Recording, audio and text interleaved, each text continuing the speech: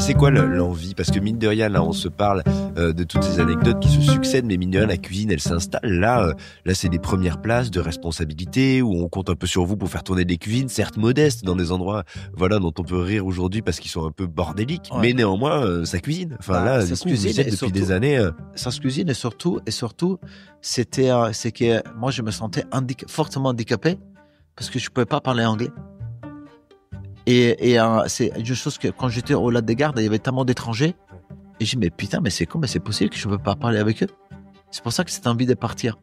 Et à travers la cuisine, ça m'a permis d'aller justement à débarquer à Londres et apprendre une langue que moi je considère incroyable, avec un état d'esprit qui est incroyable. Et la cuisine, pendant quelques années, justement dans cet restaurant, je suis quand même profiter de ma jeunesse. J'ai fait 2-3 ans tranquille, en m'amusant, en faisant la fête, bien sûr, avec des copains, des copines. C'était vraiment génial. Après, je suis sorti de ces milieux, justement, de restaurants italiens parce que je disais, mais attends, tu viens à Londres, tu parles que italien, c'est pas possible. Et du coup, je vais travailler dans notre endroit, un petit wine bar, dans un endroit beaucoup plus sain de Londres, Maidavale, un endroit vraiment plus sympathique.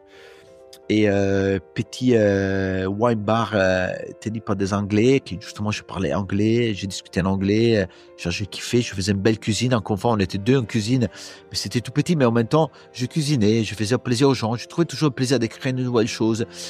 Mais à l'époque, la cuisine c'était pas encore ma priorité de vie.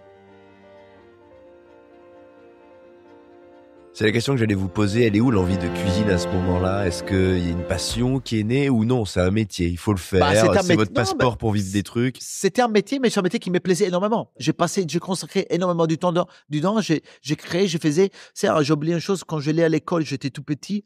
J'avais appris à désosser les lapins. Je tuais les lapins, je les désossais. Je faisais des rouleaux de lapins entiers, complètement désossés. Et j'étais payé par les villageois. Ils m'ont payé 3 € pour aller chez eux, leur désosser leur lapin, les farcir, les préparer pour la cuisson. Tu vois, déjà à l'époque, je me dis, tiens, je peux quand même gagner ma vie en faisant qu'est-ce que j'aime. Il y avait ce truc. C'est cool. Et du coup, cochonnet, à bout d'un moment, Fabrizio, c'est un nom que je nomine pas depuis des années. Hein. Fabrizio me dit, mais t'es con, et tu foutes là, putain. Mec, t'as 21 ans, t'es capable de cuisiner, mais sors d'ici, bordel. Regarde, moi, je suis vieux. À l'époque, il avait 40 ans. Il me dit, mais moi, ma carrière va terminer ici. Mais toi, mec, barre-toi d'ici. T'es con, quoi. Il me dit, mais ok, mais je fais quoi, là? Comment je peux, parce qu'à l'époque, c'était quand même dur, entrer dans certains, c'est pas comme aujourd'hui. À l'époque, c'était très dur. Il me dit, mais peut-être va faire des écoles. Inscris-toi au Cordon Bleu. À l'époque, il y avait le Cordon Bleu déjà à Londres. C'était considéré comme.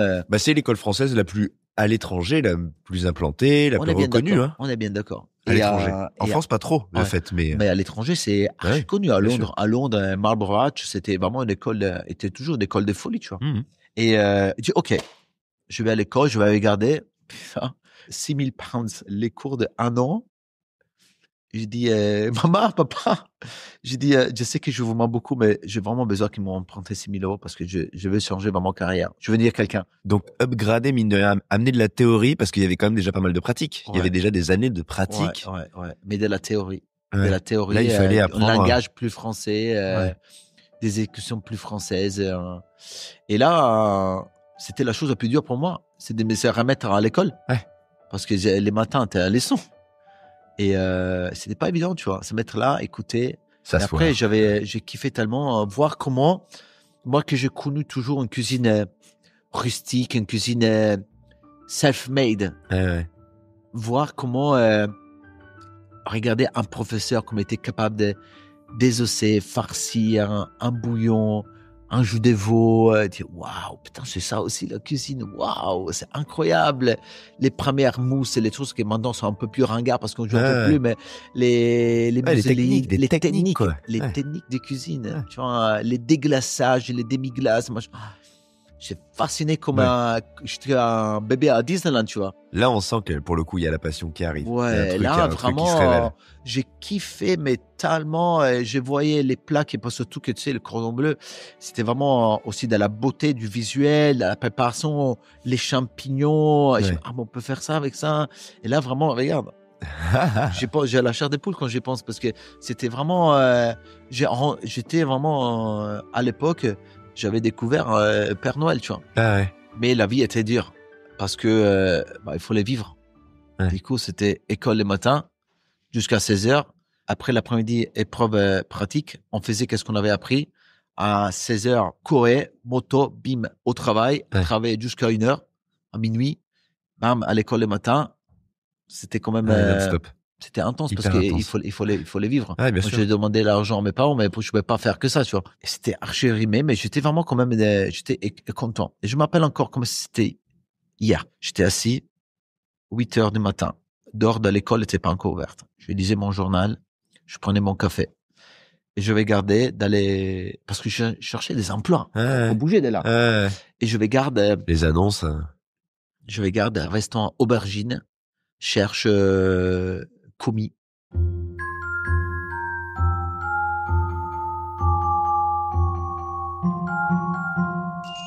Et j'appelle, moi je connaissais ni Gordon Ramsay, je connaissais rien du tout, j'étais pas dans l'univers. À l'époque, il était pas encore très connu. Ouais. Et j'appelle, dis, je m'appelle Simone Zanoni, tati-tata, vous cherchez des commis, je peux venir vous voir, j'aimerais bien pouvoir entrer votre brigade. Ok, je descends, je vais à Chelsea, venez de gagner 2 étoiles. C'était le premier restaurant de Gordon Ramsay à l'époque. Je rentre dans ces petits restaurants, magnifiques. 30 couverts, je rencontre Jean-Claude, un maître d'hôtel qui a accompagné Gordon jusqu'à sa retraite. J'ai fait l'école du cordon bleu, tac. Il me dit, désolé Manu, on cherche des commis des salles. Ah oui. Et on n'a pas besoin des commis de cuisine. Mais laissez-moi regarder avec le chef. Peut-être qu'il a besoin.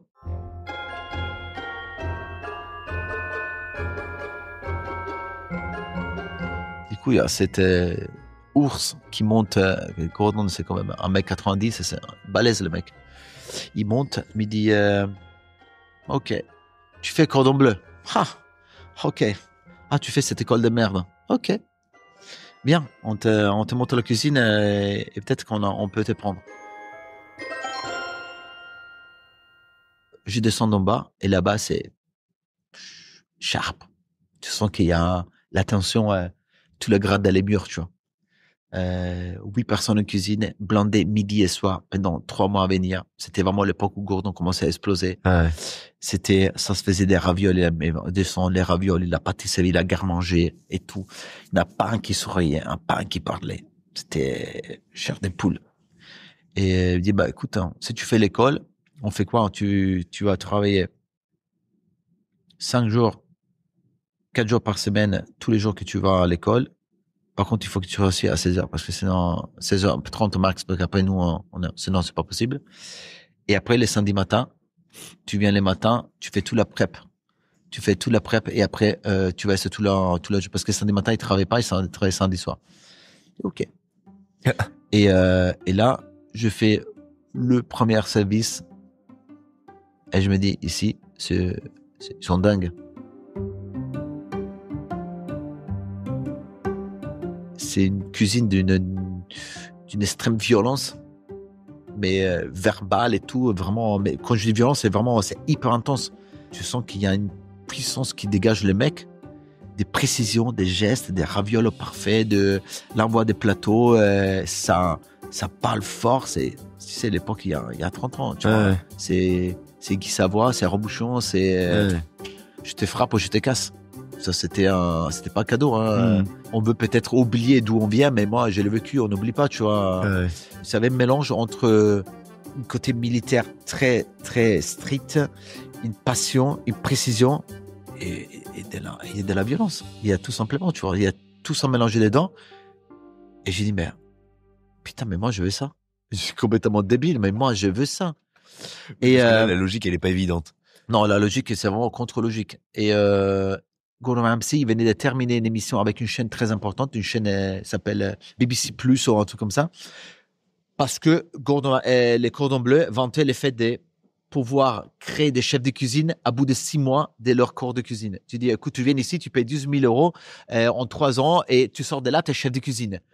Et lui, il disait, vous êtes que dalle, vous n'êtes pas capable. Donnez-moi votre meilleur élève, je vais voir si c'est un chef de cuisine. Et ils avaient justement filmé toutes les missions autour de ces gars, dans ces cuisines. Il avait démoli le gars. Il avait démoli les gars. Et moi, je ne savais pas que les mecs, ils l'ont voulu autant à l'école. Moi, je suis arrivé là, ouais, je suis étudiant en cordon bleu. Ah oui, ton petit con, toi, viens là. Viens, on va bien te faire. Et c'était juste incroyable. Moi, je ne connaissais pas l'histoire, je l'ai entendu après. Et imagine un petit Italien qui part à peine anglais, en moitié, dans une cuisine composée à 100% par des Anglais. Alors, quand tu me parles de racisme, je te garantis que moi, autant que blanc, je l'ai vécu, mais en plein pot.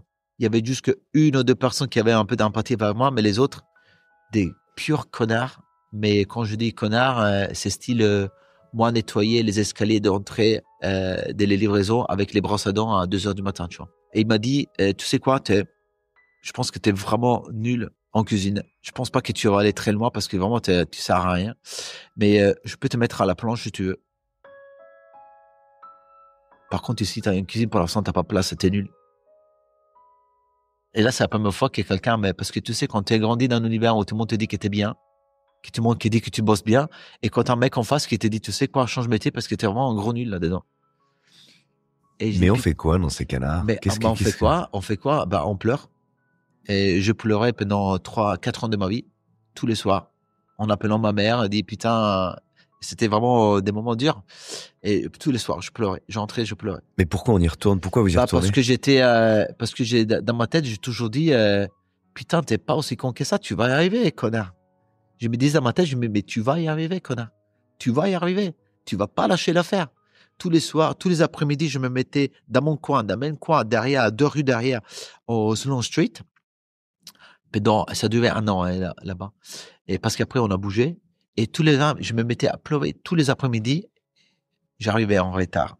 Parce que du coup, l'école, je peux plus tenir. Parce que, à bout d'un moment, j'ai abandonné l'école. Cordon bleu, je pouvais pas. Parce que j'étais tellement épuisé à mon métier. Et j'ai dit, mais non. J'avais une chose de dire, est-ce que je reste à l'école ou est-ce que je laisse ici? J'ai dit, non, je vais rester ici parce que je sais que ces mecs, en plus, ces mecs, même si c'était très dur, même si ils me défonçaient, même si j'avais cette attirance pour lui. Cette attirance masochiste de dire, les mecs, il va m'aider de quelque part. Parce que quand même, il cuisinait comme un dieu. Il sortait des trucs de folie. Et moi, j'étais attiré, magnétisé dedans. Et j'ai dit, waouh, je veux être là-dedans.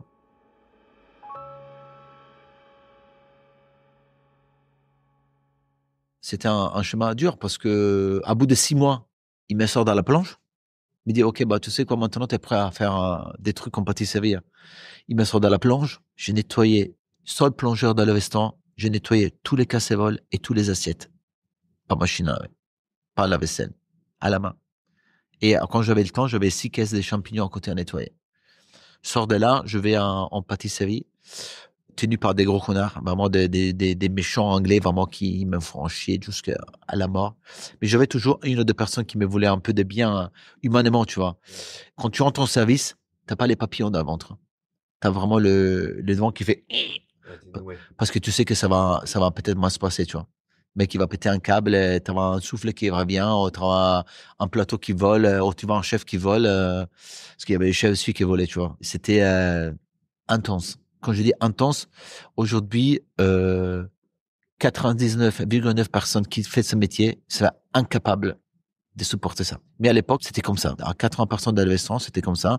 Et en France, c'était exactement la même chose. Du coup, on est passé par là. On est sorti indemne. Et la chose. Pas tous. Non, pas tous. Beaucoup. Moi, j'ai vu tellement de talents arrêter le métier, mais pas parce qu'ils avaient pas du talent, ils avaient un talent de folie.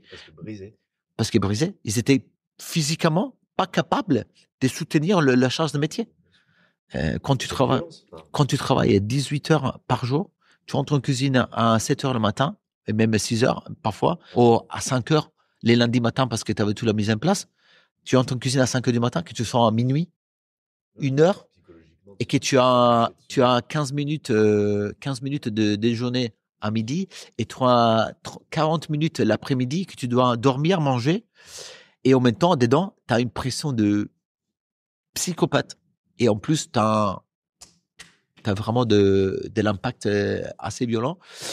Ben bref, moi je suis resté là-dedans parce que j'ai quand même toujours dans ces histoires côté, je connais un peu la suite en l'occurrence, mais est-ce qu'il y a un moment où vous avez acquis de lui, de Gordon Ramsay en l'occurrence, une considération qui était vraiment cuit à la perfection. T'avais tu apprenais à faire les sauces. Folie. Restaurant, et on a arrêté Aubergine parce que il était associé avec Marco Pierrois. Ils sont sortis. Bon, bref, il a eu un bordel. On est parti d'un jour au lendemain. Les mecs, ils nous appellent, ils disent, bon, les enfants, c'est pas compliqué, on s'en va d'ici. Gordon Ramsay dit ça? Ouais. On se casse. On se casse.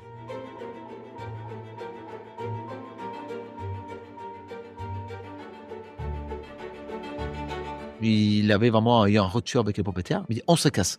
Il prend le livre de la visa, on se casse, on se met au pub en face. Et on commence à boire, on commence à se démolir. Et les vaissons étaient réservés 4 mois à l'avance, 5 mois à l'avance. On est parti. Il me dit, et toi, petit con? Il me dit, t'as 2 choses. Tu restes ici, ils vont te reprendre, sinon tu viens avec nous. Il dit, bah ouais, mais je vais avec vous. Et du coup, il me prend avec lui. Et après, quelques mois après, 2 mois après, on ouvre Gordon Ramsay à Chelsea. Son restaurant, c'était l'ancien Ton Clair. Restaurant qui était déjà à l'époque 3 étoiles. Et c'est là, justement, qu'on va chercher la 3e étoile. Et c'est là que je sors de la pâtisserie. Je passe par la garde-manger, je vais pas tous. Je passe d'acheter d'accompli, je passe à des mi-chefs, des passes chez des parties. Je vais aux légumes. Je suis rentré en service. C'était comme parce que brisé. Rentrer en guerre. Parce que c'était vraiment et après tu avais commencé à le droit d'aller au pass adresser les assiettes. C'est violence, enfin. Voilà, il faut pas DCSS, c'était chirurgical, tu vois. Mais là, vous racontez quand même une ascension qui est colossale par rapport au niveau de difficulté. Vous allez passer de je nettoie les assiettes ou je nettoie l'escalier avec une brosse à dents psychologiquement adresser les assiettes de 3 étoiles. Oui, les 3 étoiles. Son comportement, il évolue envers vous avec le temps. Bien sûr, il évolue énormément, mais au départ, parce que je pense que lui aussi, il a évolué. Quand j'étais à Chelsea, il y avait encore, c'était vraiment, il y a encore des vidéos qui circulent sur Internet, à droite, à gauche, moi petit avec les Hell's Kitchen, Boiling Point, tout ces, et à savoir que quand j'étais chez des parties, il m'appelait les samedis matins en plus. Parce que j'étais défoncé, mais il m'appelait les samedis matins pour aller à filmer des vidéos avec lui. Du coup, on était que moi et lui et la télé. Du coup, je me suis un peu plus approché de lui parce que je peux pas être toute la mise en place, j'ai l'aidé, machin comme ça. Quand on a eu la 3e étoile, je suis retourné en Italie parce que j'avais envie de voir autre chose. J'avais envie de me dire, tiens, peut-être que je vais au Louis XV à Monaco, peut-être que je vais travailler en Italie. Et je suis parti à travailler à Del Pescatore en Italie, 3 étoiles, un petit peu de temps. Là, vous étiez monté quand même à un niveau où vous envisagez de toute façon l'excellence en termes de gastronomie. J'étais un chef de cuisine de partie plus. J'avais quand même vécu des choses incroyables. Et je connaissais la pâtisserie, je connaissais comment faire un souffle parfait, je connaissais justement tout les différentes terrines qu'on faisait. On faisait un collet, mais je me rappelle, les terrines des poivrons. Je les fais jusqu'à naturellement. La cuisson doit être parfaite pour qu'il reste vert. Je fais des Dragon Ball avec la terrine dedans. Tu vois, c'est des moments, des souvenirs que c'était quand même intense. Est-ce que ça m'a brisé? Non. Est-ce que ça m'a donné une mentale de béton? À moi, oui, parce que du coup, j'ai rebondissé tout le temps. Je fais beaucoup d'erreurs, mais en fait, elle m'a dit, mais putain, le mec, il lâche pas, tu vois. Le mec, il m'est tapé dessus, mais moi, j'ai dit, mais non, tu sais quoi, connard? Moi, je vais être plus dur que toi, tu vois. Et je revenais, même au pass, je revenais tout le temps. Le mec, il me dit, mais t'es pas capable de dresser. Mais 2 minutes après, j'étais encore là. En fait, je l'ai tellement presque saoulé, tu vois. Je dis, mais attends, mais le mec, il rebondit tout le temps. Tu vois, parce que la plupart des gens, quand tu lui tapes 2 fois, le mec, il remet plus, tu vois. Moi, je n'avais pas peur. Je dis, tu sais quoi, je n'ai pas peur. Laisse-moi faire. Et, parti en Italie, fait quelques temps en Italie. Ça m'a manqué tellement cet univers. J'ai dit, putain, c'est pas possible. C'est l'univers, justement, de speed, un peu en Italie, ou Del Pescatore avec Nadia Santini. S'il te plaît, Simone, merci. Est-ce que tu. Dans ma tête, tu parles de quoi, celle-là? Pourquoi c'est quoi cette politesse? Pourquoi elle me remercie chaque fois que je fais un truc que je comprends pas? Putain, moi, je venais d'un univers de hooligan. Et un an et demi. J'ai commencé vraiment à sentir. Je travaille dans notre restaurant là des gardes, sympathique, vraiment qui me prend vraiment. Je fais des super desserts. Je m'intègre vraiment. Les mecs qui me kiffent. Allô? Salut Simone, c'est Gordon. On ouvre un restaurant à Glasgow. On voudrait bien que tu montes à haut avec David MC, un gars qui bosse avec moi, autant que sous-chef. Ça te va? Ok, on part quand? Je vais en bas, dis les enfants, désolé, la semaine prochaine je suis plus là, je me barre. Bam, je pars. Tac, je fais la des gardes, Glasgow.